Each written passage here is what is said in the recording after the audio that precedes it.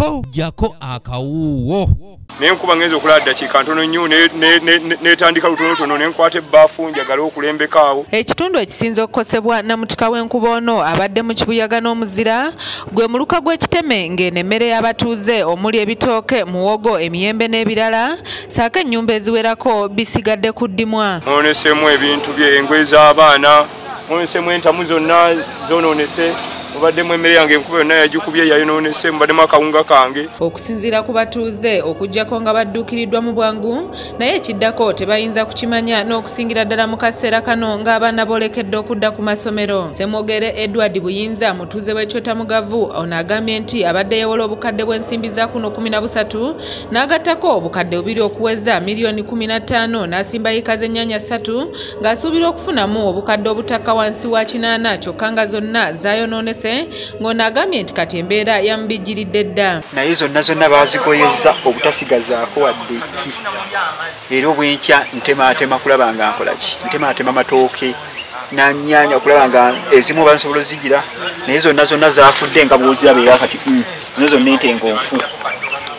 Kino kinjavuwazza nnyo kubanga mbadde naakateekamu miliyoni 15. Sennabulya Muwanga ng'ennyumba ye yasigadde ku ttaka atubuulidde engeri gy'asigaddemu n'abantu b'omwenda balabirira maka muno nga kati takyalina kyakuzzaako era ng'ono yeegatiddwako batuuze banne abalala ne balaajanira abakulembeze baabwe ssaako ne gavumenti okusitukira mu babataase kubanga embeera gye balimu eyungula ezziga. Embeera ebyo byonna emifaliso gyonna gyayiseemu amazzi byonna byayonoonese mu mbeera eyo. Nkubirayo mu pyo Mulanga ne gavumenti basobola okuntuusaako obuyambi mu mbeera yonna bwe kikwatako yenna embeera enanzirukire nga bukyali kubanga siina wenteeka abantu bange. Naye nga tusaba gavumenti n'omubaka waffe Ssekitoleko batudduukirire, naye tuli mu mbeera mbi nnyo. Ssentebe w'ekyalo Kyota Mugavu Bongole James agamba nti kyamazima abatuuze be basigadde mu mbeera mbi ddala nga beetaaga okuddukirwa mu bwangu kubanga emberenge yabagagidde dda. Bagagudde abantu bankati basula bweru, emmere yonna yasaanyeewo,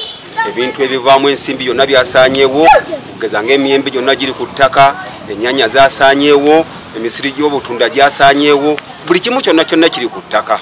Era tuli mbweraliikirivu tumanyi embeera gye tugendamu. Mu mbeera eno mbaka w'ekitundu kino ekyabamunanika muna NUP Robert Ssekitoleko adduse bukubirire okulaba ogubadde era ng'onaasuubiza nti newankubadde ofiisi esinga nzigale olw'eggandaalo naye wakola kyonna ekisoboka okulaba ng'abantu be bataasibwa. Ngenda kukola emitendera gyetaagisa eddoboozi lituuke n'ate ne bwe linawa yadde ofiisi ezimu nzigale n'emmanye era ezimu si nzigale kubanga Ssaabaminisita ngenda mutuukira kubanga eno nzo kigwa mu ofiisi y'ebutereevu era bwe kibanga kiguddewo ngenda kulaba bwe tugatta eddoboozi lyonna. Kanyike Kevins yakusakidde eggulire lino okulwa ABS Television. Tetujja kujja ate kuziika bantu ate n'abafudde enjala kubanga bw'otunuulira ennimiro zonna wano mu kitundu teri muntu wajja kujja kyakulya.